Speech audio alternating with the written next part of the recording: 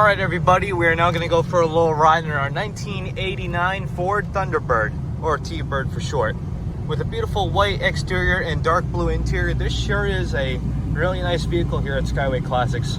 Even just now taking off on the road, she's pretty smooth. As for our exterior, you know, it's white, has the old style, I'd say early 90s style rims. Very interesting. For interior here, we've got all our basic gauges, still the old-fashioned radio.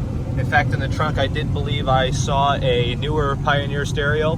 However, you'll also see in the photographs it has some old sheets, documents, and a manual describing the maintenance of the vehicle.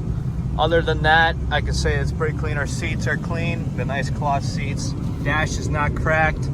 Underneath the hood, we got a little 3.8 supercharged Ford engine, which explains why this car is very interesting.